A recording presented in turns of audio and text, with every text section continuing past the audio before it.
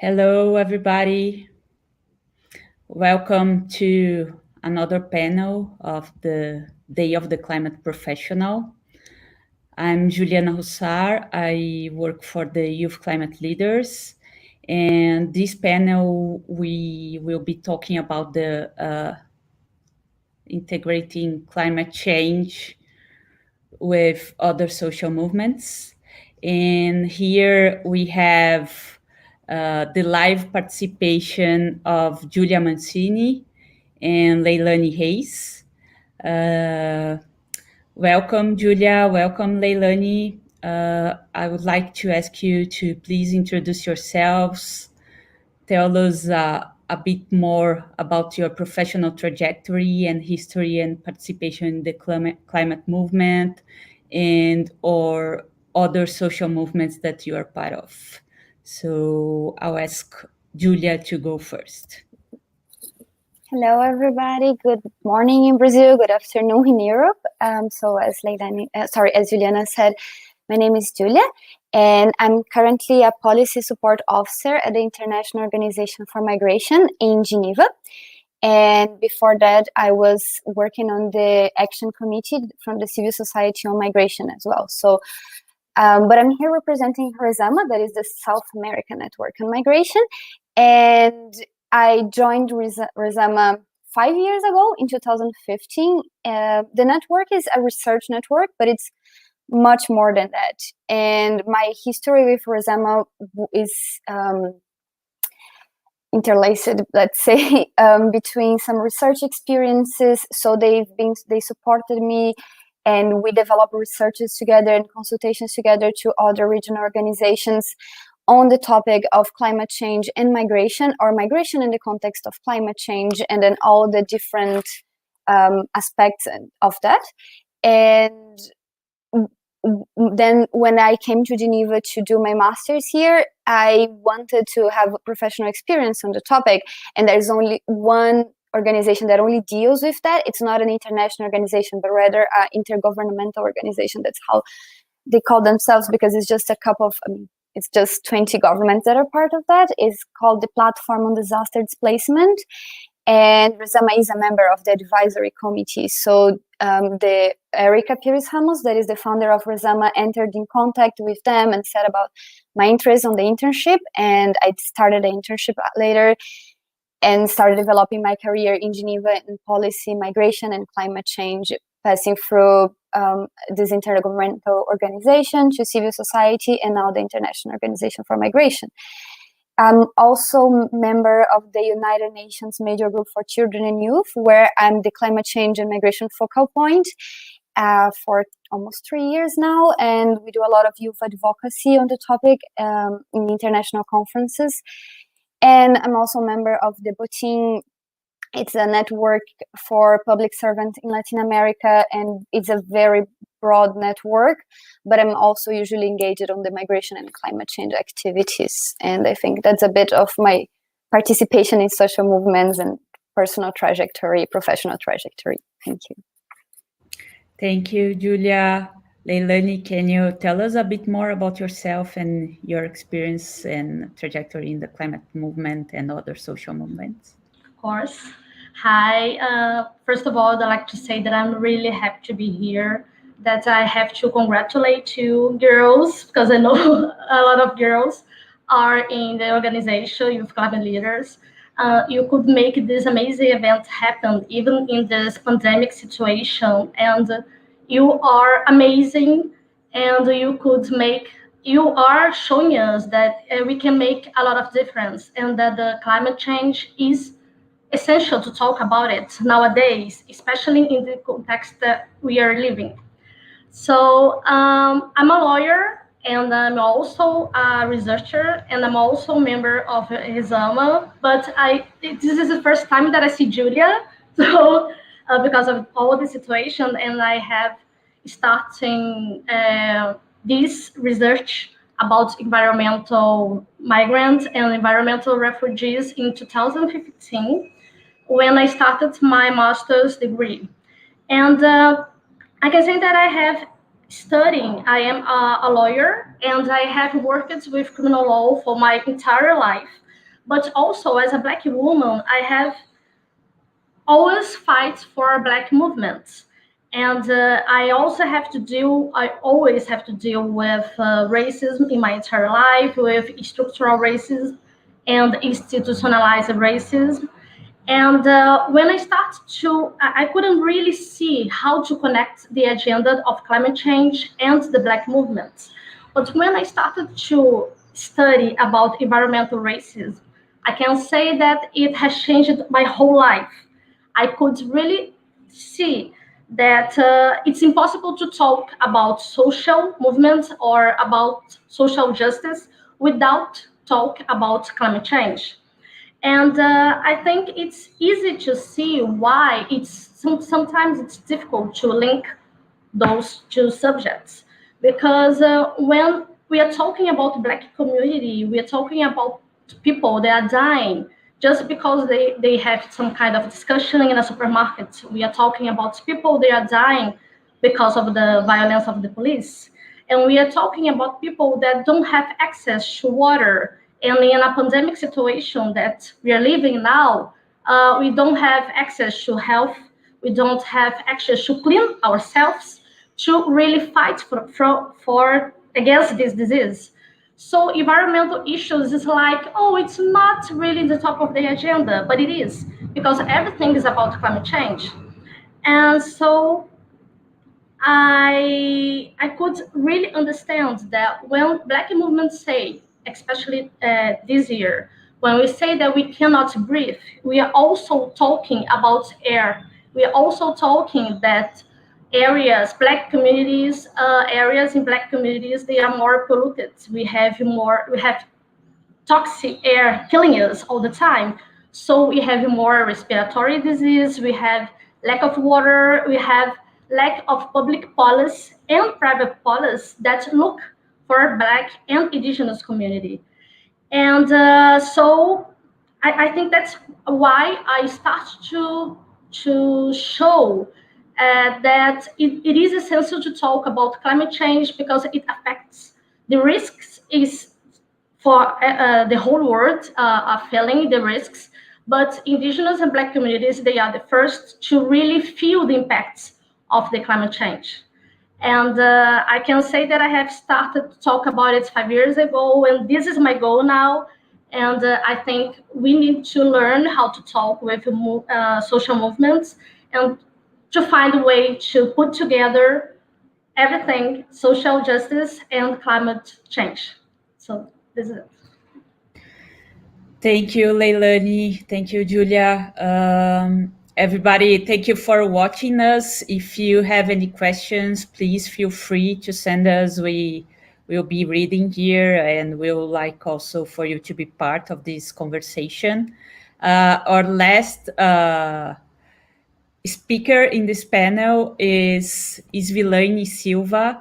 She's our YCL fellow, and she was not able to be here live, but she sent us a video where she's talking about race and gender. So please, Nishi, if you can play the video.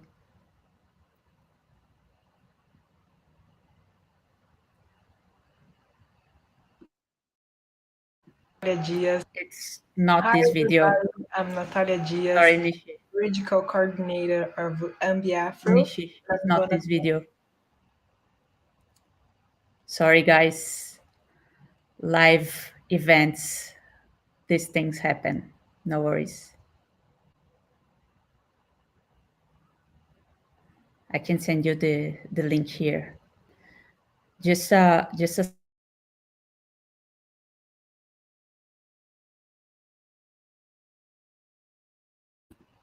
while we are looking for the right video.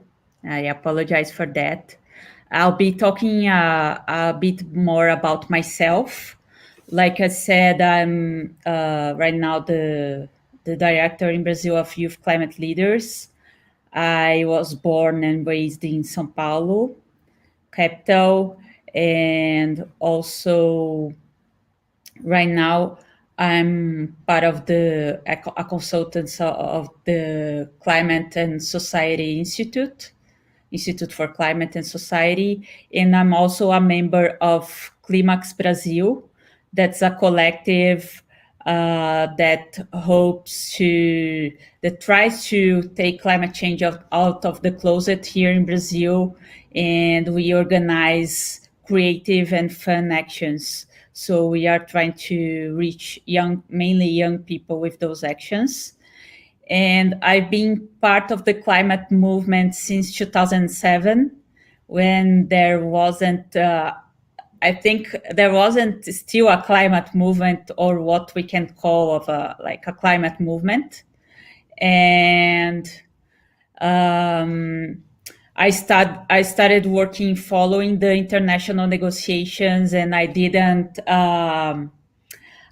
While I was at that place, the UN negotiations, we couldn't see many young people there. And at the time I was 22, and it was kind of frustrating because the young people that we saw there, they were mainly from the global north. And we know that when we are talking about climate justice, we have to include everybody. And when we are saying including everybody, we are talking about gender issues, we are talking about race issues, we are talking about regional issues. And one of the things I did to tackle this issue of not finding representation there was in 2012. I met other young people at the time, and we established an organization here in Brazil called Engajamundo, that works, that includes young people in issues that are important for our present and our futures. And also, like I said, we established also a collective called Climax Brazil. And the last project I've been engaged in Climax Brazil is called Women from Tapajós. It's called Mulheres Tapajônicas. And and you can see these posters here that is from the last campaign we launched with these indigenous women from Alter do Chão in Pará. And we helped them develop a call for action for people all over Brazil to call attention to gentrification issues there in Alter do Chão. That's I don't know if everybody knows Alter do Chão, but it's a very beautiful village in the Amazon that's being threatened by economic growth and landowners, and it's actually indigenous territory. So we are supporting these indigenous women there, spreading and amplifying their voices all over Brazil. And as you see, you can see that what they are talking about here, that our cure comes from their land, and also that they don't want buildings that are bigger than their trees. And I invite you all to get to know more about this campaign and this action in the Instagram of Climax Brazil. That's at Climax Bra. And I think that's a bit about myself. I don't know, are we ready to show the video, Nish, of Isvi? And Isvi is one of our, she has a scholarship of YCL, and she's one of our fellows. Okay, thank you.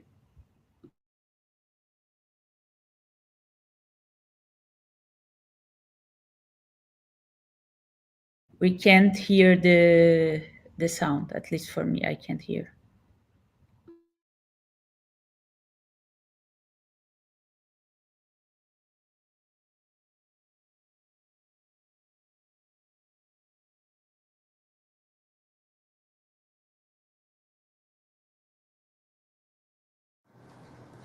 Hello everyone, my name is Leilane. I'm an ICL fellow.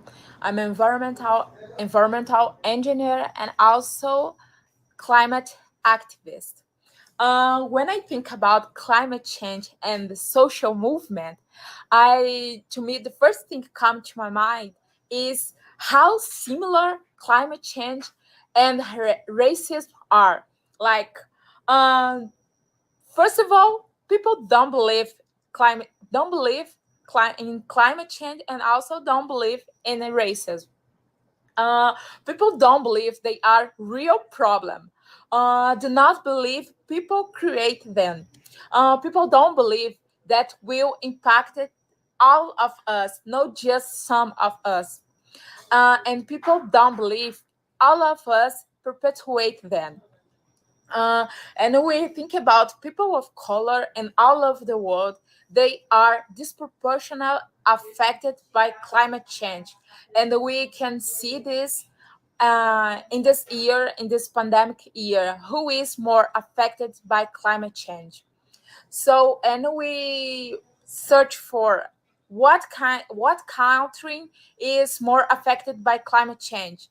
We will see it's not rich countries, you know.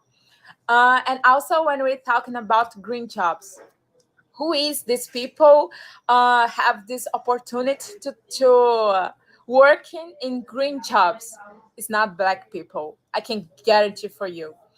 And why people are suffering, is more suffering about climate change, is not leading this movement.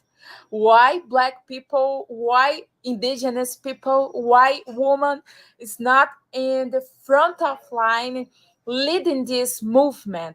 Why, when we see who is suffering for climate change and who is leading climate change, it's not the same person. To me, this is not, that doesn't make sense. And also when we talk about gender, woman is facing climate change for a long time. Women are facing climate change, especially women of color. So why this is not the people who is making these decisions? Why old white men are making this decision for us? This decision not affecting their life, but will affect our life. And I think this type of conversation, discussion we are raising here is extremely important, because we have to speak for ourselves. Black people need to lead this climate change movement. Women need to lead this also. And we need to understand climate change, feminism, and anti-racism is all interconnected. And we cannot fight just for one movement. We need to integrate them and fight for and fight together. We need to fight together, all of us. So thank you for listening me. And I don't have the best English in the world, but I hope I have make myself clear to you understand. I just want to say we need to integrate this movement and fight together to have a better world to live. Thank you.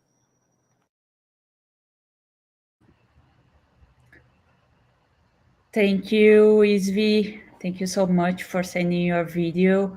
Like Isvi told us, and also Leilane was telling us, we don't see, we see the race issue in the climate movement.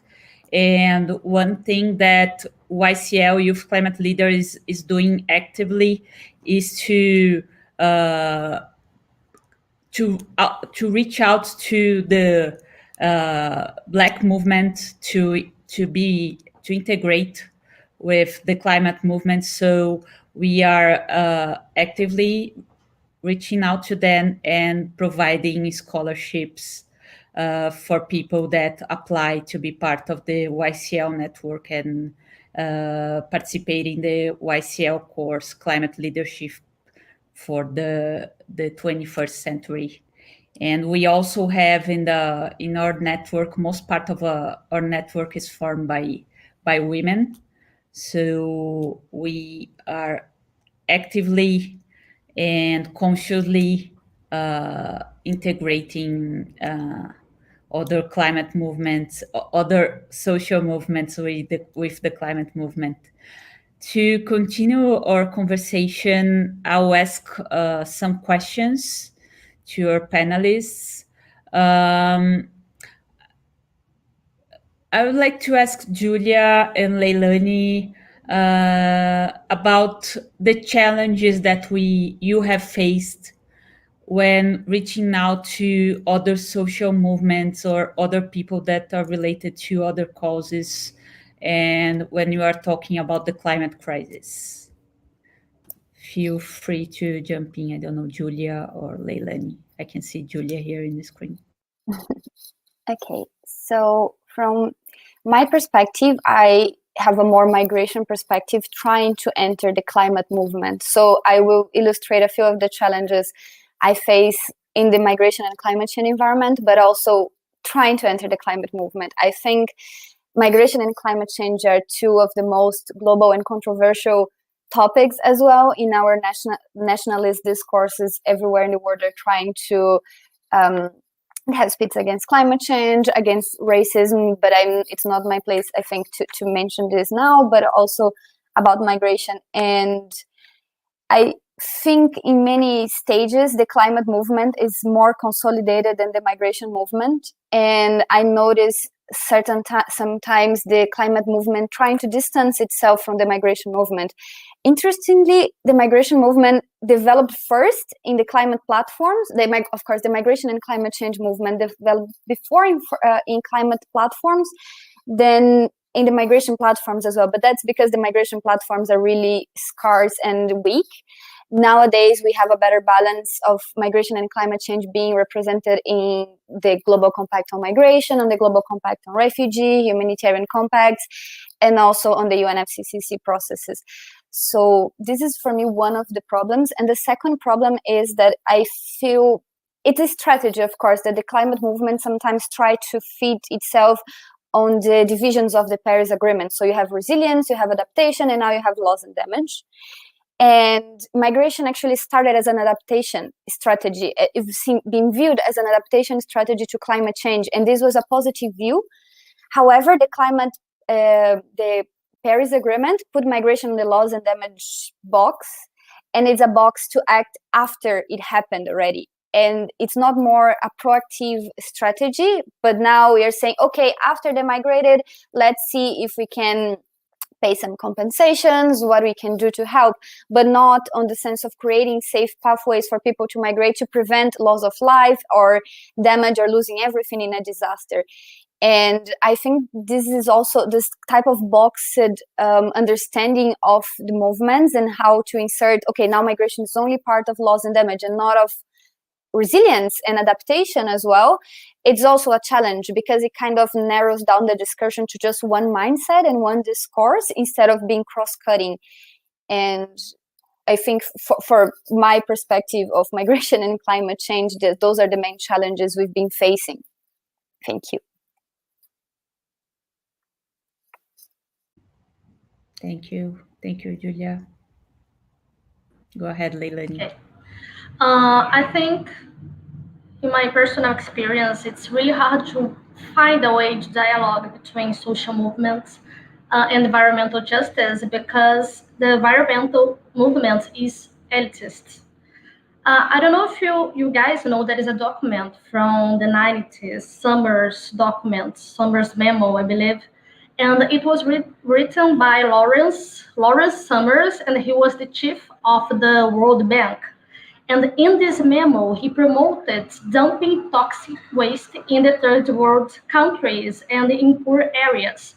So it's not coincidence that we have industries here and they are polluting more poor areas. Even so, when we are really listening to environmental movements, it sounds so far away from reality. It sounds so academic. It's like only white voices are talking about climate change. So you may show us data and numbers and a lot of things, but it's like a fantasy. It's like a reality that it's so far away from the problems that we are facing today. So I think this is so hard to try to connect, to show even environmental movements, environmental leaders, that they must learn how to listen. They really must learn how to bring together all the traits of the social movement. And on the other hand, to talk with social movements that environmental is a problem for today. It's a today problem and not a problem for tomorrow. And I'd like to remember you guys. You probably remember a picture from I think it was this year. This picture with 5 females of Fridays for Future movements from Greta, and the photographer, he cut the black girl, Vanessa. She's from Uganda. And I think it's amazing when she said that the photographer, he didn't erase a photo, her photo. He erased an entire continent. So it shows that even people that are looking for environmental issues are cutting essential people that must work together. And Black and Indigenous community, they have been talking about climate change their whole lives. Maybe not in a directly way. Maybe we are talking about land and not specific about climate change, but all those things are connected. But who is really listening? I'm not sure if the environmental movement is listening when they are directing their actions only for white and healthy people. And but I believe it's really important to try to open doors, and we cannot change the structure if we leave this conversation only between us academics or researchers or in privileged groups. We need to talk with everybody. We need to open the doors of the fancy rooms of the United Nations with a lot of white males wearing expensive suits and using air conditioner, but not facing the reality and not really learning how to dialogue with people. Thank you. Thank you. Thank you. I think from both of your, of what you both said, we still have a lot to do, but I feel also like we also did a lot. Like I was mentioning, I joined the climate movement when I was 22 in 2007. And I couldn't see a Brazilian climate movement, and now we can see young people engaged. We can see a lot of women engaged. We see indigenous peoples engaged. We see Black people engaged. So like I said, we still have a lot to do. And we still have a lot of doors to open, lots of windows to open. But we also have to, like, today is the day of the climate professional, and we are here to celebrate. But and so let's do that, celebrating what we already have achieved. I remember in 2007, even environmental NGOs were not talking about climate change, and social NGOs were also not talking about climate change. And one thing that I also, before going on, I'd like to add everybody that's watching our panel here, and also I'd like to thank my brother. My brother is watching us, and this is, for me, it means like that we are popping our climate bubble, because he's definitely not part of the climate movement. So thanks everybody that's not part of this bubble for watching us, and please spread the word that's like we have this big challenge. It's the biggest challenge of our century, and we need everybody to be part of it. So my next question is related to, like, what have you, Leilane and Giulia, learned from other social movements that you believe that the climate movement should incorporate? What are you, like, what do you see in the field and other things that are happening that you think we should also learn from?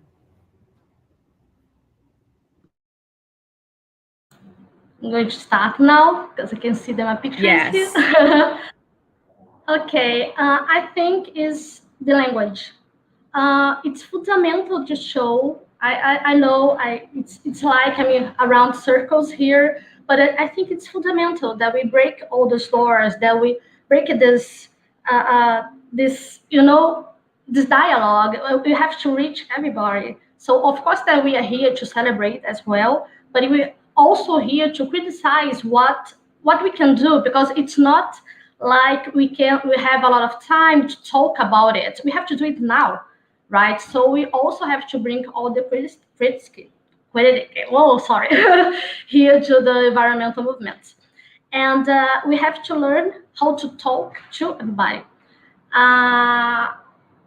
When we are talking about sea levels, it looks like something that it won't happen. It's not going to affect the cities. It's really hard to visualize what can happen in the cities when we are only talk about nature. Of course, we have to walk together with nature. We have to stop think about nature as a capitalist thing that we should explore. No, we have to find ways to be together, to coexist. And but when we are talking about things that are too far away, it's really hard to imagine how it can affect our lives today. And we are talking about sea levels, okay, but I live in Rio de Janeiro, so what does it mean? We are talking about stopping eating meat, but we are facing people that are hungry, people that are looking for their wishes that they can eat steaks today. They can eat a good beef today, right? And so we have to try to talk to everybody. And we also have to understand that we have to respect ancestors, we have to respect other kinds of religions, we have to respect the traditional communities that sometimes are going to kill animals, and we say, oh, you're killing your mother, the animals, but it's so far from the action that we really have to take to integrate everybody. And I think we all must understand that population, they are working too hard. They have to they are living 2-3 hours away from their jobs. They are tired. And when they arrive at home, they're not going to Google for Paris Climate Agreement and if it has been signed or not, and it affects in their lives. They're not going to look for it. So we have to find a way to show that it's a problem for everybody, but we have to learn how to talk with everybody, and we have to know how to listen. Listen is fundamental, because we have to show that climate change is for real. Thank you.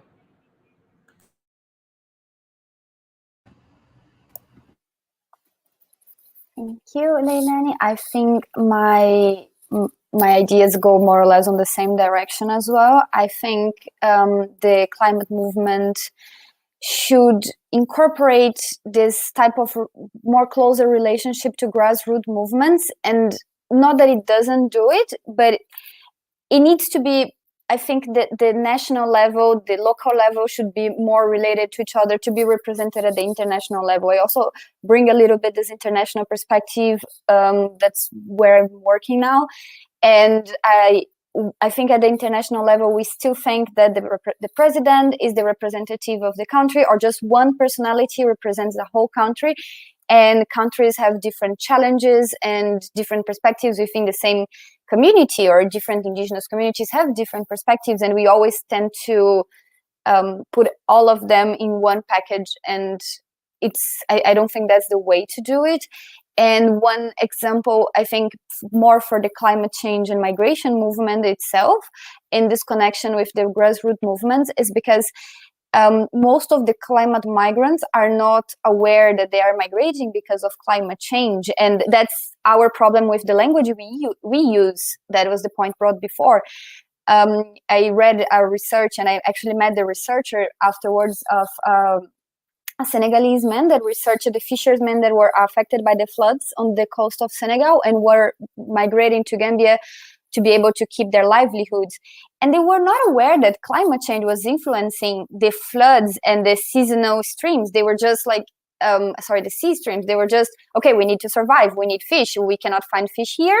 We don't know how to do other thing to go to the big city. So we are going to Gambia because that's the closest border we have, the closest shore we have to fish. And I think this awareness raised at the grassroots levels about how everything is interrelated, including climate change, is essential for people to be concentrated of their situation and be able to speak for themselves. Otherwise, it just becomes a patronizing way of dealing with things. Oh, I'm representing all of the climate migrants. No, I mean, they have different complexities and different situations, and they should speak for themselves. And of course, the language is also the main way to reach that. So it's also the same way. I just try to illustrate a bit the perspective. Thank you. Thank you, Giulia. So thanks, everybody. Like I'm seeing here the chat, and we have people from all over the world watching us. Thank you so much. We have people from Kenya. We have people from Papua New Guinea. We have, of course, people from Brazil.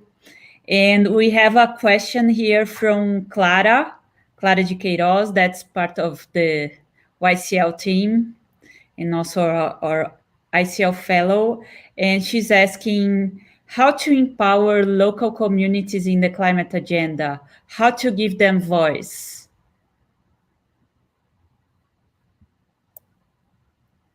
Okay, I think there is a need for a bigger effort first to reach them, because usually they are a bit more isolated, and people who have access to the technological ways to make their discourse to be heard are often in the bigger centers. So there is a need to this movement for us to look for them, but there's also a need for us to give our space to them, because there is a limited space for voice and for speeches. And if as an example, in the youth movement I'm part, if I'm always the one going to the international conferences, I'm always the one speaking, I'm bringing, of course, I try to make consultations and have discussions before, but I'm always bringing my face and my word.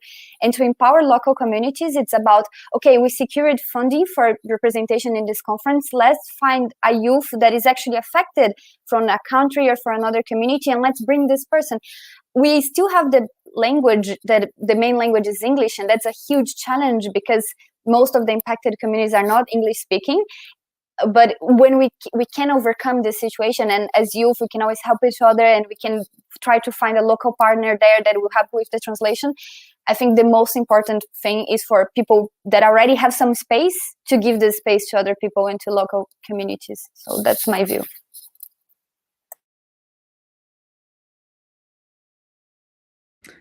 Leilane, you would like to add something?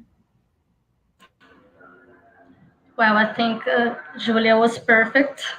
That's the answer that I was going to, the same way that I would answer this question.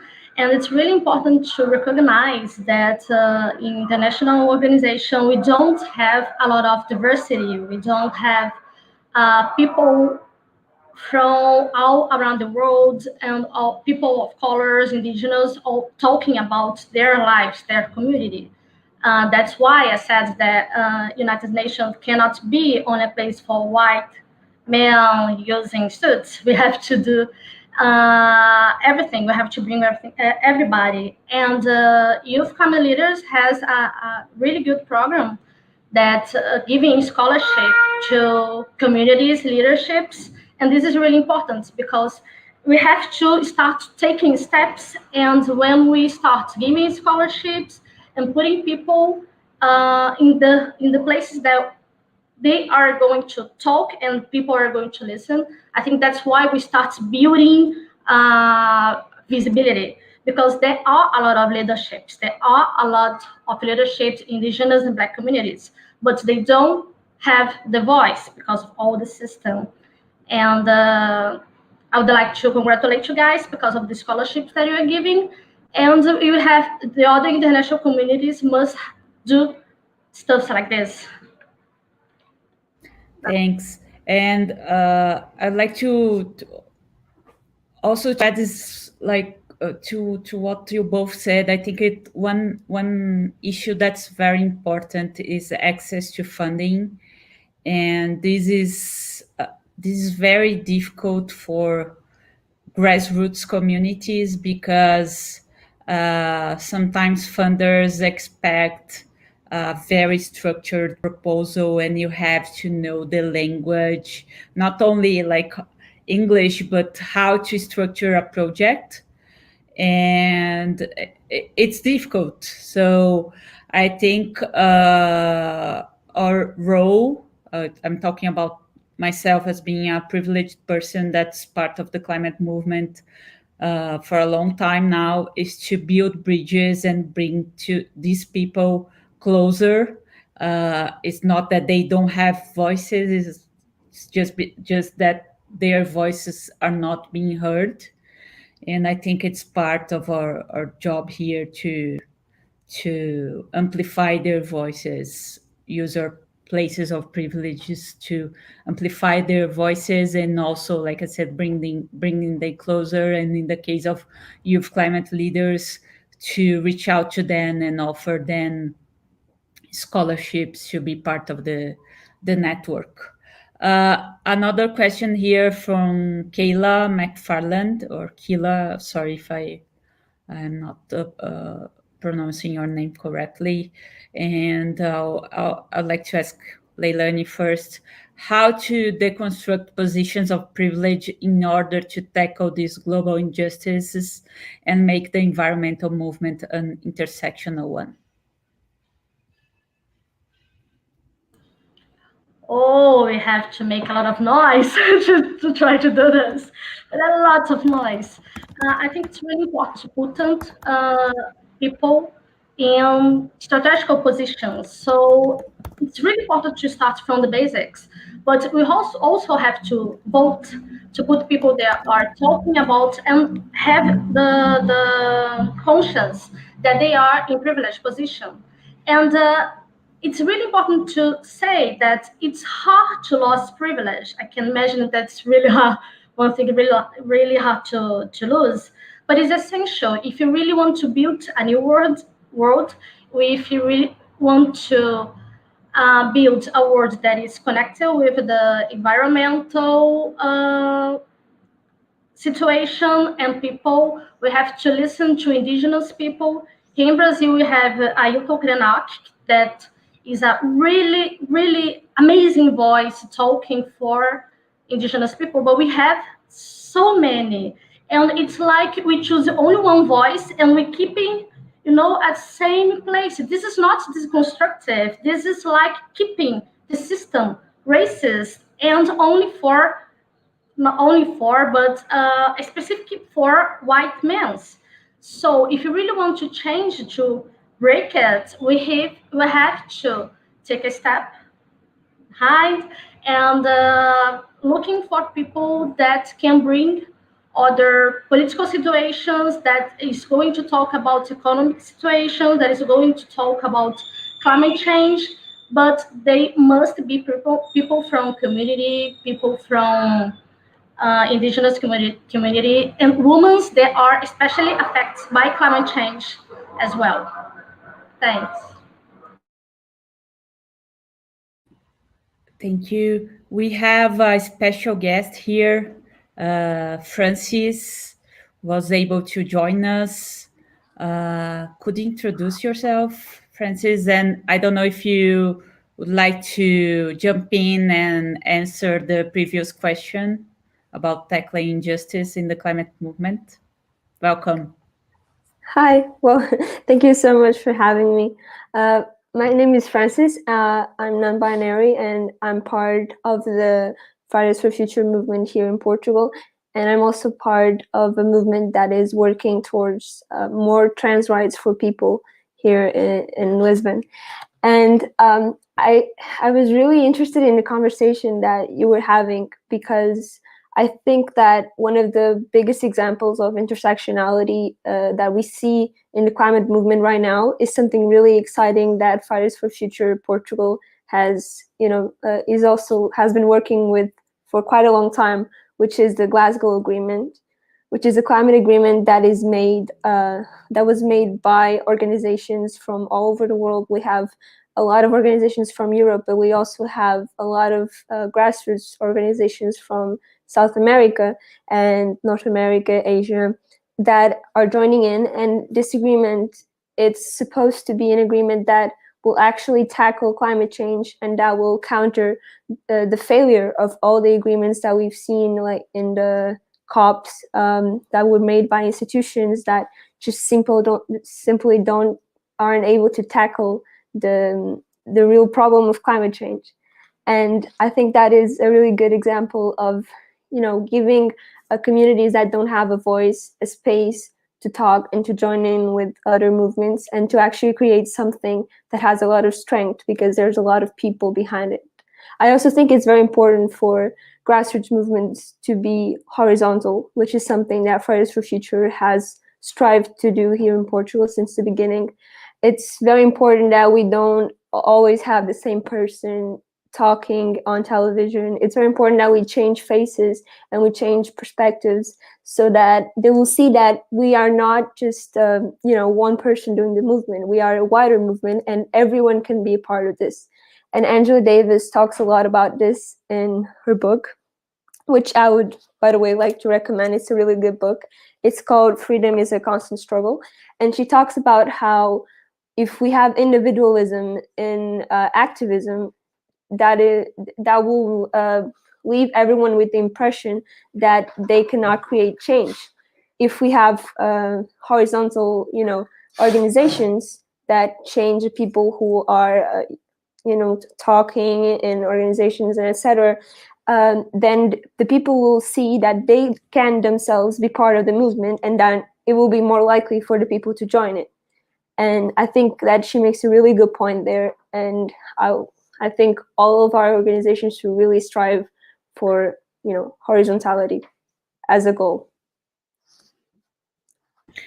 Thank you, Francis. I think we are coming to the end of the session, but and also I think Francis also started replying the last question we have here from Taylor, that's joining us from France. And I would like to ask also Leilane and Giulia, please feel free to also, we were talking about challenges, learnings, but also I think it's important for us to give good examples of things that are happening. So we are promoting intersectionality in the climate movement. We are bringing and amplifying other different voices from than old white men. We have already talked about the example of youth climate leaders, and I invite you to join, to apply if you are interested. Our applications are open for the next cohort of the course, so look for us at youth climate leaders. And then this is our last question related. So if you could give us some good examples of things that are happening in the climate movement.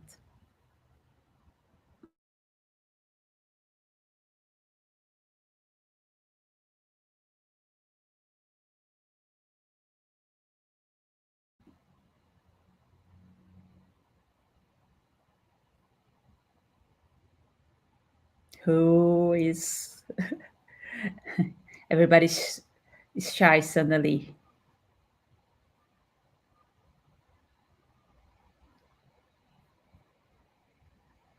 So I'll repeat the question is, could you give examples or talk about cases of the climate movement that you see that are positive, that we are promoting change, like Francis was talking about Fridays for Future?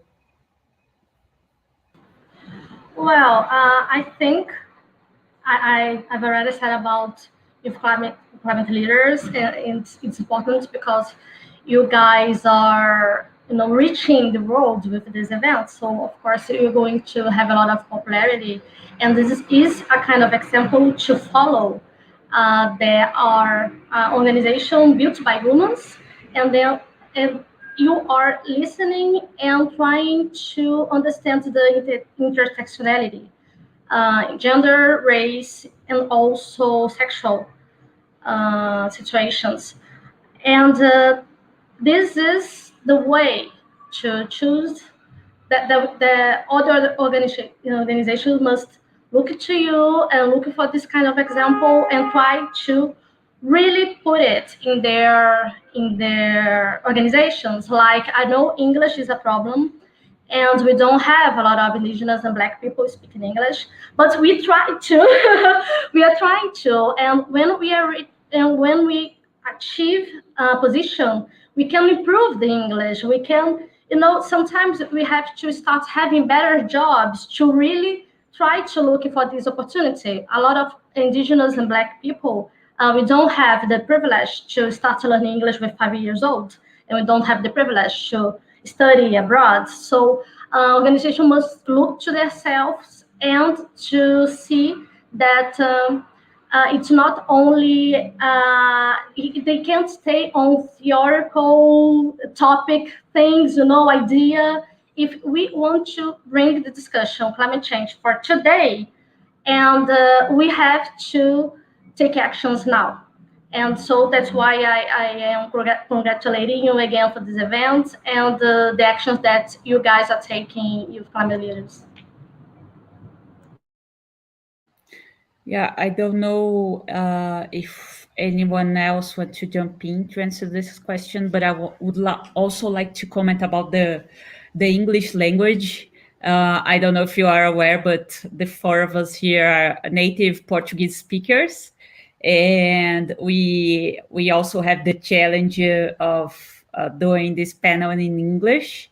But I also think it's important to do it in English so we are also heard, right? Because by doing this panel and the Day of the Climate Professional in English, especially when Youth Climate Leaders is a global organization that was established by for Brazilian young women, it's a way also for us to amplify our voices, since not so many people speak Portuguese. And I would like to invite now, as I said, we have 6 minutes left. And I don't know if the three of you would like to make some final comments. Also tell us how we can find you online, and if you would like to advertise some job opportunities and talk like how we also find the organizations that we are part of. This is the space and the time to do it.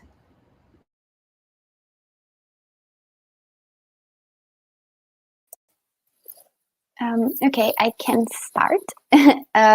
Sorry for the before.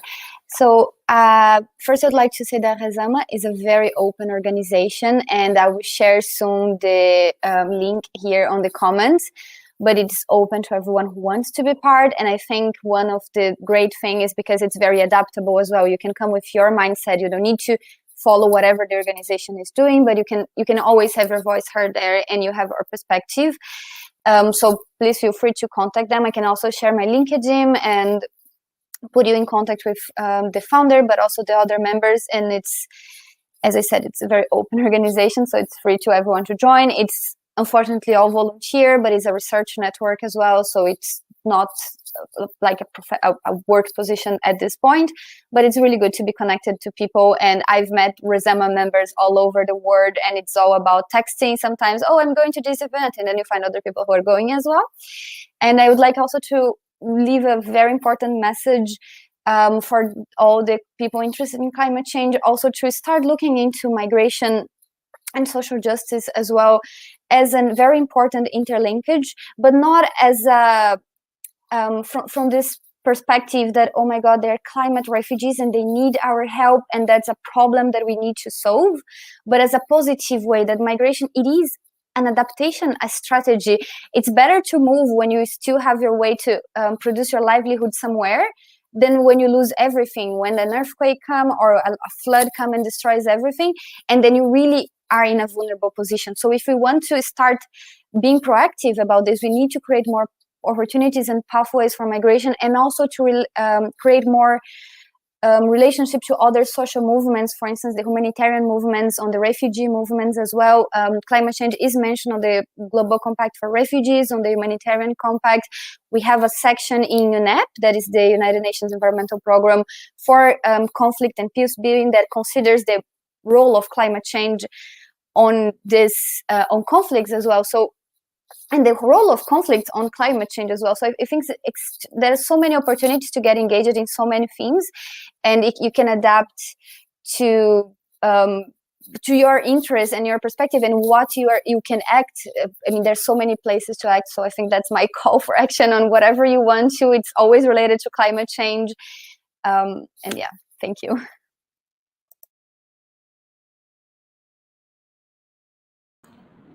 Well, as I said at the beginning, I'm also a member of RESAMA, but Giulia, she said everything. It's a really open organization with amazing people from all types of people, and we are looking for social movements. We are looking to give a voice to the environmental or climate migrant. So it's really nice to be part of this kind of organization, and I'm also a UCL fellow. And I know that you guys are showing a lot of opportunities of job here.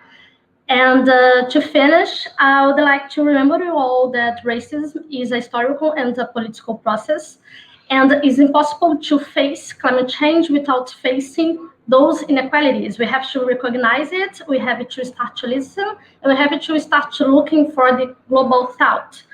And if we really want to talk about changes and build a new world with everybody, we need to see if this new world is for all kinds of people, or if we are only trying to keep the system with privilege and only certain people in strategic positions.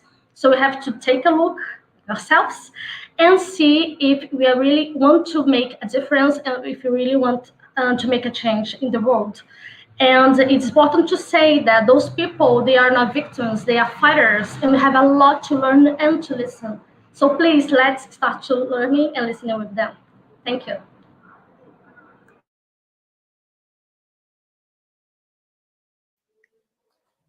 Okay, so I just want to take some things that have been said here that I think are all related with one term that I find very special and very needed in social movements, is the term intersectionality. I think social movements need to realize that all of our social movements, whether it is the fight against racism or the fight for trans rights or the fight for feminism and climate change, we are all connected. The fight against climate change is a feminist fight, and it's an anti-racist fight. We have to realize that connection so that we know that we can find allies everywhere between all social movements. And that is the only way in which we can actually change the structures of our society that are causing problems such as climate change. And I'm from a very privileged position from having been born in Portugal, in a country in Europe. And now I see that the reason why the quality of life in the European countries is so big and elevated, and why I've learned English since I was 4 years old, is because of the exploration of the global south. So we have to really give those people more voice and more space to talk, because they have been historically oppressed, and we need to come from a place of common understanding, of also not looking down on them, as they said, but of, you know, listening to them and realizing that we are all in the same fight to change the system. And I also believe that we need to come up with some more theories of what that system would look like. how would it be? Because the structure we're in, it creates so many inequalities that we are going to need to build something that is completely new. And I think that's the next step for all social movements, to try to think to themselves, what would an ideal world be like? But we have to do that together with intersectionality. And that's the message that I want to leave here today. Thank you. Thank you, Francis. Thank you, Giulia. Thank you, Leilane. I think my final message here is summing up what the three of you said, is listening, amplifying voices, and using your places of privilege to open space and build bridges with people that are marginalized. And so this is the end of our panel, the Integrating Climate Change with Other Social Movements panel. And thanks everybody for joining us, for participating from all over the world, for sending your questions. And see you the rest of the day in the events. And if you're interested in applying for the YCL course, we have sent the link here in the chat. If you are not a native Portuguese speaker, we also have a form for you to say which language are you comfortable in doing the course. And we are also spreading the 500 plus job opportunities that we have created for you during the Day of the Climate Professional. Thank you. Bye-bye.